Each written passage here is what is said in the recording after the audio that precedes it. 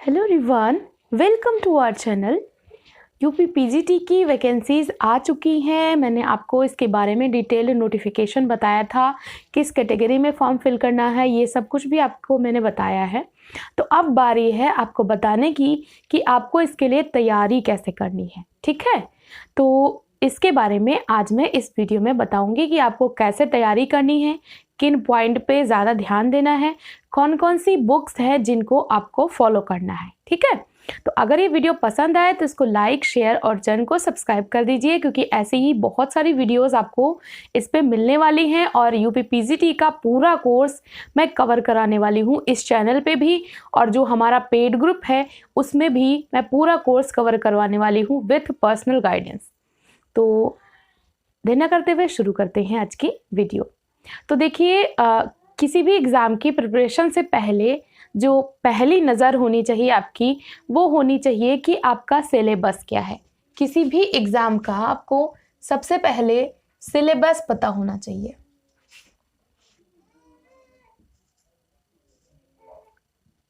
ये ठीक, पहली नज़र आपको रखनी है सिलेबस पे कि सिलेबस क्या है।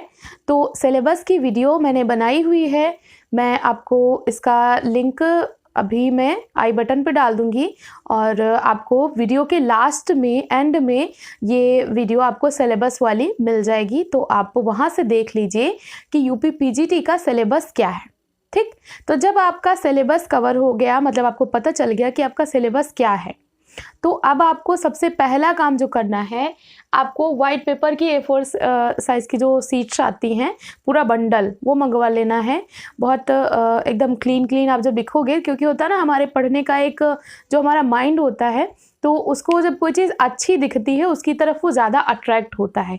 तो आपके नोट्स जितने अच्छे होंगे, जितने नीट एंड क्लीन होंगे, तो उतना ही आपको पढ़ने में मन लगेगा और उतना ही अच्छे से आपके दिमाग में वो चीज़ें फिट हो पाएंगी। तो पहला काम आपको ये करना है, आपको वाइट पेपर के वो मंगवा लेने हैं, पूरा बंडल मंगवा लेना है अच्छे से आपको नोट्स बनाने के लिए। ठीक है, ये काम आपने कर लिया। तो अब मैं बताती हूँ कि आपको नोट्स बनाने कैसे हैं, किस तरीके से आपको टिल द एग्जामिनेशन आपको वो सारी चीज़ें पॉइंट वाइज करनी है। तो देखिए, नोट्स का मतलब होता है, जब आप किसी कॉम्पिटिटिव एग्जाम की तैयारी करते हो तो नोट्स का मतलब होता है कि क्या चीज़ हमने समझी, जो हमने समझा उस चीज़ को हम नोट करते हैं। नोट्स किसी को कॉपी करना नहीं होता है, जो चीज़ थ्योरी जो हमने समझ ली उसको नोट डाउन करना कहलाता है नोट्स बनाना। ठीक, तो हमेशा ही नोट्स बनाने चाहिए पॉइंट वाइज, क्योंकि बहुत ज़्यादा आप डिटेल में खींचेंगे तो भी वो फिर इतना ज़्यादा हो जाएगा कि आपका पढ़ने का मन नहीं करेगा, एग्ज़ाम टाइम में आप रिवीजन करने में आपको दिक्कत होगी। तो नोट्स ऐसे बनाओ कि सारे पॉइंट आपके कवर भी हो जाए, पॉइंट वाइज हो, बहुत ज़्यादा ब्रॉड भी ना हो और बहुत ज़्यादा शॉर्ट भी ना हो। तो कीवर्ड यूज़ करते हुए आपको नोट्स बनाने हैं। प्लस ये ध्यान रखना है कि आपके जितने भी उसमें चीज़ें हैं, सारा कुछ आपके नोट्स में कवर होना चाहिए। तो उसके लिए फर्स्ट स्टेप ये होता है, अगर आप बेसिक से स्टार्ट करना चाहते हो तो आपको मैं सजेस्ट करूंगी डेली 5 PM पे आप प्रेजेंट रहो। 5 बजे यहाँ पे यूट्यूब पे ही डेली 5 बजे मंडे से सैटरडे तक, संडे को क्लास नहीं होती है, मंडे से सैटरडे तक डेली 5 बजे क्लास होती है। वो क्लास सबसे पहले आपको ये करना है, वो क्लास डेली की डेली अटेंड करनी है। अगर आप पहले से अटेंड करते आ रहे हो तो बहुत अच्छी बात है। अगर आपका छूट गया है तो जितने भी प्रीवियस के लेक्चर्स हो चुके हैं उनको आप देख लीजिए, क्योंकि शुरू से पढ़ना बहुत ज़रूरी है। तो शुरुआत से आप वो सारे लेक्चर देख डालिए। तो सबसे पहले आपको 5 PM पे वीडियो अटेंड करनी है। वीडियो को एक बार पूरा देखना है, फिर जब वीडियो फिनिश हो जाती है तो कम से कम 10 मिनट तक आपको ये उस पर थिंक करना है, क्योंकि पढ़ना प्लस थिंक करना, सोचना, बोलते हैं ना चिंतन, पढ़ने के बाद चिंतन बहुत ज़रूरी है। चिंतन का मतलब हुआ कि हमने इस वीडियो से क्या सीखा, इस लेक्चर से हमने क्या सीखा। तो उस लेक्चर में मैं जो कॉन्सेप्ट आपको बता रही हूँ, आप लोग ये गलती करते हो, जब पढ़ते हो तो सिर्फ पढ़ लेते हो, फिर कहते हो कि मैम हमने आपका लेक्चर पढ़ा था फिर भूल गए। तो ऐसे नहीं पढ़ना है, आपको पढ़ना है लेक्चर, फिर कम से कम 10 मिनट 15 मिनट आपको शॉर्ट में उसको अपने मन में ही रिवाइज करना है कि मैंने क्या क्या चीज़ें बताई थी, इस कॉन्सेप्ट को आपने अपने तरीके से क्या समझा। ठीक है, उस लेक्चर से आपने क्या सीखा, वो कॉन्सेप्ट आपको क्लियर हुआ कि नहीं। आप अपने दिमाग में उस कॉन्सेप्ट को दोहराइए, माइंड में, इसको बोलते हैं माइंड में दोहराना। तो सबसे पहले आपको लेक्चर देखना है 5 बजे, फिर आपको कम से कम 15 मिनट के लिए आपको उसको दोहराना है।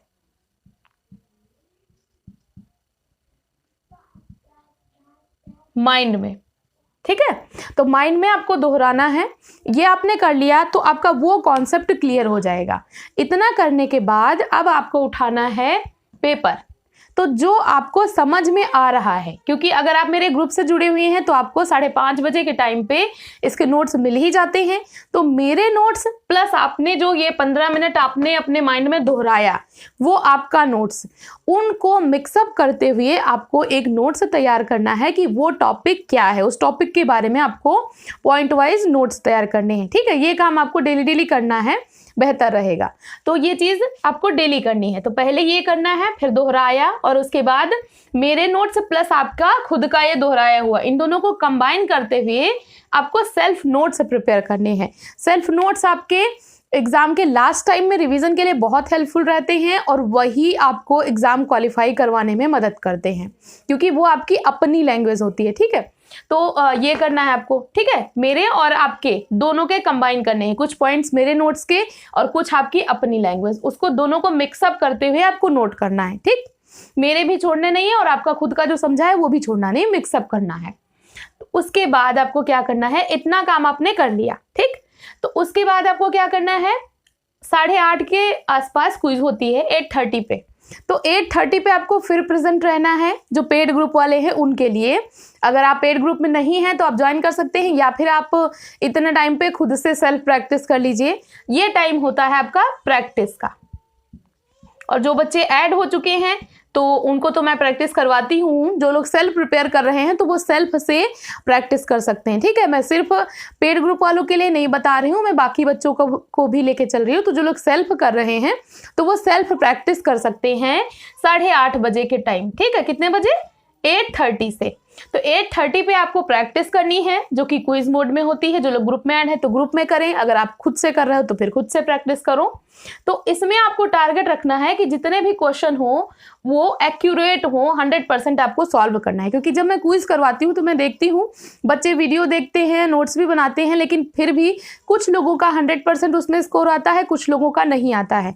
तो मैं सभी लोगों से बोलना चाहूँगी कि आप लोग अगर सीरियस हो, वाकई में क्लियर करना चाहते हो, तो टारगेट लेके चलो, कम से कम उस टॉपिक को तो 100% कवर करो। क्योंकि उसी दिन आपने वो वीडियो समझा और फिर उसी दिन के क्विज को आप गलत कर रहे हो, तो बताओ एग्जाम में कैसे कर पाओगे आप। उस दिन आपका टारगेट 100% होना चाहिए। अगर आपने यहाँ से सही से समझा है, ये 10 मिनट 15 मिनट आपने चिंतन मनन किया, सेल्फ नोट्स बनाए, तो यहाँ पे फिर आपके क्वेश्चंस गलत नहीं होंगे। ये एश्योर करना है आपको। यहाँ पे आपका टारगेट 100% होना चाहिए कि क्विज आपकी 100% सही हो। ठीक, तो ये टारगेट आपको चलाना है 100%। आधे घंटे आपका क्विज हो गया। अब आपको ढूंढना है क्वेश्चन में से कीवर्ड। जो मैं बोलती हूँ कि डाउट्स पूछो, तो उसमें जो क्वेश्चन में कीवर्ड फंसते हैं, अगर वीडियो लेक्चर में मैंने उनको समझाया है तो बहुत अच्छी बात है, उनको आप लास्ट में फिर नोट्स में नोट कर लीजिए। अगर मैंने नहीं समझाया है, मे बी मुझसे छूट गया है, तो आप उन कीवर्ड को ढूंढिए। अच्छा, क्वेश्चन सॉल्व करते टाइम भी इस चीज़ की प्रैक्टिस करिए कि क्वेश्चन में कीवर्ड ढूंढने की आदत डालिए। क्वेश्चन बहुत लेंदी होता है, लंबा होता है, तो उसको तोड़ के पढ़ना सीखिए। पहले उसको 2 बार रीडिंग लगाइए, फिर उसमें देखिए कि उसमें मेन पूछ क्या रहा है। कीवर्ड का मतलब होता है मेन उसमें क्या चीज़ पूछ रही है वो ढूंढना। तो जब आप उसको एक बार पढ़े नहीं समझ आया, 2 बार पढ़ा तो कुछ समझ आया, फिर उसको तोड़ के पढ़ा, तो आपको कीवर्ड पकड़ना, ये आदत आपको अभी से डालनी होगी, तभी आप एग्जाम में क्वेश्चन को सॉल्व कर पाएंगे।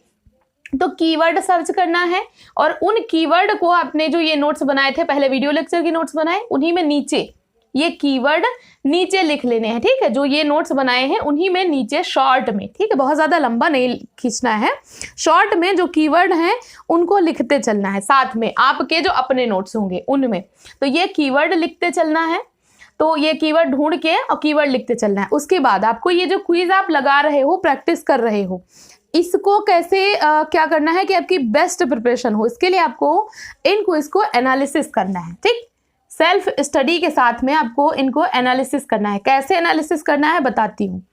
क्वेश्चन सॉल्व करने का सबसे बढ़िया तरीका होता है कि कोई भी क्वेश्चन आपने सॉल्व किया तो उसके जो 4 और ऑप्शन होते हैं, क्वेश्चन सॉल्व किया उसका एक राइट आंसर होता है, 3 रॉन्ग आंसर होते हैं, लेकिन जो 3 रॉन्ग आंसर होते हैं वो भी किसी ना किसी चीज से संबंधित होते हैं। तो एनालिसिस का मतलब होता है कि जो बाकी के 3 ऑप्शन हैं वो किससे संबंधित हैं, आपको ये सर्च करना है। ठीक है, अब ये आप कैसे सर्च करेंगे, ये आपको खुद से करना है, क्योंकि जितनी मेहनत टीचर करता है अगर आप भी उतनी ही मेहनत करेंगे तभी आपका सिलेक्शन होगा, वरना आप किसी पे पूरी तरीके से डिपेंड होंगे तो सिलेक्शन नहीं होगा।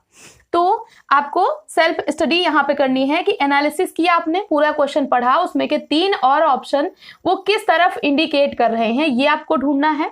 और इन 3 ऑप्शन को ऑनलाइन सर्च करिए या फिर आपके पास जो मैं बुक लिस्ट बताने वाली हूँ उन बुक लिस्ट से आपको ढूंढना है कि बाकी के ये 3 ऑप्शन क्या कह रहे हैं, और उनको भी अपने शॉर्ट नोट्स में ऐड करते जाना है, एक एक लाइन का, 2-2 लाइन का, बहुत ज़्यादा लंबा नहीं खींचना है, लेंदी नहीं खींचना है, एक एक लाइन 2-2 लाइन में, कि आप जब लास्ट में उनको याद करो तो वो चीज़ें याद आ जाएं। ठीक, तो ये करना है, एनालिसिस के साथ में आपको सॉल्व करना है। अब बात करते हैं कि कौन कौन सी बुक्स हैं जिनको आपको फॉलो करना है। तो देखिए, बुक्स में कुछ चीज़ें हैं जो कि आपको PDF फॉर्म में मिल जाएंगी, और कुछ चीज़ें हैं, कुछ बुक्स हैं जो कि आपको मंगवानी पड़ेंगी, लेनी पड़ेंगी। कुछ बच्चों का क्वेरी आ रही थी कि मैम एक ऐसी बुक बता दीजिए जो कि सारा सिलेबस कवर करे। तो ऐसी बुक मैं बता तो दूंगी, लेकिन अगर आप एक ही बुक लेके चल रहे हो तो फिर आपके पास कोई एक ऐसा टीचर होना चाहिए जो कि आपको गाइड कर सके। ठीक है, तो ये चीज़ ध्यान में रखना। तो बुक्स का थोड़ा सा नोट कर लीजिए कि कौन कौन सी बुक्स आपको पढ़नी है। पहली बुक आपको जो बिल्कुल नहीं छोड़नी है वो है NCERT की। NCERT का PDF मैंने अपने पेड ग्रुप में सेंड किया हुआ है, तो जो लोग भी बच्चे ऐड हैं, जिन लोग ने अभी तक नहीं पढ़ा है वो पढ़ लीजिए, और बाकी जो अदर बच्चे हैं वो ये PDF आप ऑनलाइन सर्च कर लीजिए, आपको मिल जाएगा। NCERT का 11th + 12th sociology, 11th 12th sociology NCERT का पढ़ना है। दूसरा, एक बुक आती है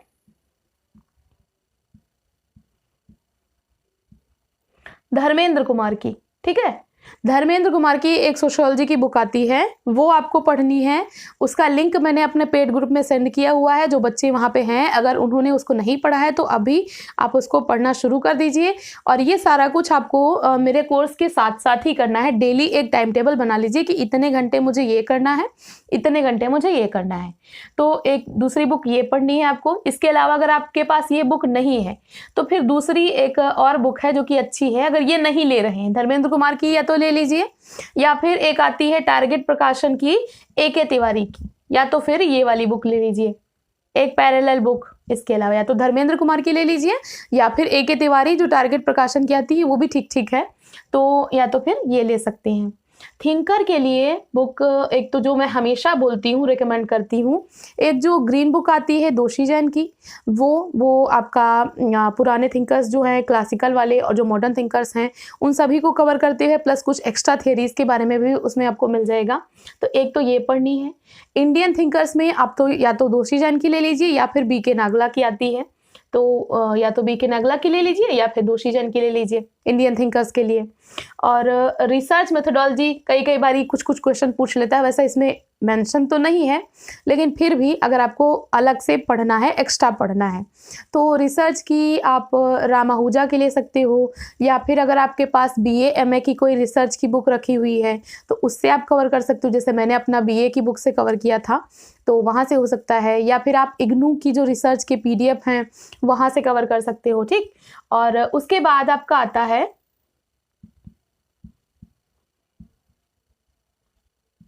हरिकृष्ण रावत की जो एक आती है समाजशास्त्रीय विश्वकोश करके, वो बुक आपको लेनी है। उसमें आपके काफ़ी सारे कॉन्सेप्ट आपके उसमें क्लियर हो जाएंगे। तो एक तो समाजशास्त्रीय विश्वकोश, और एक जो थिंकर की बुक आती है, इन्हीं की हरिकृष्ण रावत की थिंकर की बुक आती है, वो कुछ कैसी है, वो आपका ब्लू कलर का है और थोड़ा थोड़ा उसमें येलो ग्रीन मिक्स है, वो थिंकर की बुक्स आती है, उसमें कई बहुत सारे थिंकर्स का छोटा छोटा दिया हुआ है कॉन्सेप्ट, तो उसमें ज़्यादा डीप में तो नहीं है, लेकिन छोटा छोटा बहुत सारे थिंकर्स का दिया हुआ है, तो वो यूज़फुल है। ठीक है, एक तो थिंकर्स की हरिकृष्ण रावत की और दूसरी समाजशास्त्रीय विश्वकोश लेना है। अब एक बुक जो सबके पास होनी चाहिए, जिसे मैं बिल्कुल रिकमेंड करूंगी, बहुत इंपॉर्टेंट है, वो है आपकी घटना चक्र।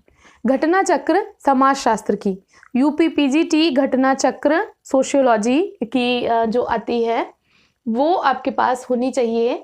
ये है आपका बुक नहीं है, ये एक्चुअली आपका सॉल्व पेपर है एक तरीके का, लेकिन बहुत ही अच्छा है, बहुत ही अच्छे तरीके से इसमें प्रश्नों का संकलन दिया हुआ है, तो बहुत इंपॉर्टेंट है। आप सॉल्व पेपर के तौर पे ये बुक ज़रूर ले लीजिए, बहुत इंपॉर्टेंट है। ठीक, हाँ, अब एक ऐसी बुक जो कंप्लीट कवर करती हो लेकिन उसमें ज़्यादा डिटेल्ड नहीं होगा, तो आप अरिहंत की ले सकते हैं। जो अरिहंत की जो पुरानी वाली बुक आती है, एक जो येलो कलर की आती थी, पहले आती थी, अभी आई थिंक जो ये ब्लैक वाली आ रही है इसमें ज़्यादा मिस्टेक्स हैं। जो येलो कलर की अरिहंत की बुक आती थी नेट के लिए, वो वाली अगर मिल जाती है तो वो वाली अच्छी है, वो आप मंगवा लीजिए, वो थोड़ा सही है। शायद मार्केट में चेक करिए, मे भी मिल जाए, तो वो बुक थोड़ा सा सही है, लेकिन उसको थोड़ा सा केयरफुली पढ़ना, थोड़ा सा किसी की गाइडेंस में पढ़ना, क्योंकि कुछ कुछ मिस्टेक्स दी हुई हैं, तो अगर कोई गाइडेंस वाला रहेगा तो वो आपको सही से बता सकेगा। तो ये सारी की सारी चीज़ें आपको करनी है। तो आपका जो शेड्यूल होना चाहिए वो ऐसे होना चाहिए कि देखिए, आधा घंटा आपका लगभग यहाँ जाएगा और आधा घंटा यहाँ जाएगा, तो 1 घंटा ये गया। उसके बाद 1 घंटे कम से कम आपको सेल्फ नोट्स के लिए देने हैं, तो 2 घंटे का ये टाइम हो गया। आपका आधे घंटे की क्विज हुई और आधे घंटे में आप एनालिसिस, कीवर्ड और डाउट्स करोगे। तो यहाँ पे आपका गया कितना, 1 घंटे का, और फिर यहाँ पे 1 घंटे का, 2 घंटे का, और यहाँ पे 3 घंटे का ये टाइम हो गया। तो 3 घंटे आपको शाम के रखने हैं। और उसके बाद जो ये बुक्स दी हुई हैं, इनको भी आप एक टाइम टेबल बना लीजिए कि आपको ये बुक इतने दिन में ख़त्म करनी है, ये बुक इतने दिन में ख़त्म करनी है। इस तरीके से टाइम टेबल बना करके आप कवर करिए डेली की डेली, और अच्छे से पढ़ते हुए, एकदम सीक्वेंस वाइज अच्छे से पढ़ते हुए करते चलिए, बहुत अच्छे से सारी चीज़ें हो जाएंगी। तो कम से कम आपको 6 घंटे का, 8 घंटे का टाइम टेबल बनाना है, जिसमें 3 घंटे की आपकी बुक्स की स्टडी होनी चाहिए, चाहे वो आप पीडीएफ फॉर्म में पढ़ो, अगर बुक्स नहीं ले पा रहे हो तो आप पीडीएफ फॉर्म में पढ़ो, फ़ोन में पढ़ सकते हो, या फिर आप अगर बुक्स ले रहे हो तो सेल्फ स्टडी से आप बुक भी उनको पढ़ो। 3-3 घंटे की बुक और 3 घंटे का आपका इधर का ये पूरा टाइम टेबल फिक्स होना चाहिए। अगर आप हमारे ग्रुप में ऐड हैं तो वहाँ पे आपको फिर मैं ये बुक्स का कंटेंट काफ़ी हद तक मेरे नोट्स में आपको कवर हो जाएगा। कुछ एक्स्ट्रा चीज़ें होंगी वो भी मैं कवर कराऊंगी, कुछ पीडीएफ भी मैंने उसमें सेंड किए हुए हैं, तो वो चीज़ भी मैं कराऊंगी। प्लस मैं मॉनिटर करती रहती हूँ कि मेरे जो बच्चे हैं उनकी जो प्रोग्रेस है वो किस डायरेक्शन में जा रही है। जैसे किसी का अगर मुझे लगता है कि वो डाउन जा रहा है तो फिर मैं उससे रीज़न जानने की कोशिश करती हूँ कि उसको थोड़ा सा एडवाइस दे सकूँ। तो इस तरीके से ये सारी चीज़ें वहाँ पे चलती रहती हैं और हम लोग वहाँ पे अपनी प्रिपरेशन करते रहते हैं। तो आई होप आपको ये वीडियो यूज़फुल लगी होगी। अगर आप हमारे पेड ग्रुप के साथ में जुड़ना चाहते हैं जो टेलीग्राम पे चलता है डेली की डेली, 10 अक्टूबर से चल रहा है वो ग्रुप, अभी काफ़ी सारे बच्चे उसमें ऐड हो चुके हैं, तो आप मुझे मेल कर सकते हैं, या फिर आप जो मेरा मेन टेलीग्राम ग्रुप है sociology.net, वहाँ पे आप जुड़ सकते हैं, वहाँ से आप मुझसे क्वेरी कर सकते हैं, मैं आपको रिप्लाई करूँगी। या फिर आप इंस्टाग्राम पे sociology.net इस नेम से सर्च करेंगे तो मेरी आईडी मिल जाएगी, वहाँ पे भी आप मुझे मैसेज करेंगे तो वहाँ पे भी मैं आपको रिप्लाई करूँगी और वहाँ से भी आप हमारे ग्रुप में जुड़ सकते हैं। तो ऐसे ही पढ़ते रहिए, अपने गोल की तरफ आगे बढ़ते रहिए। वीडियो देखने के लिए थैंक यू सो मच।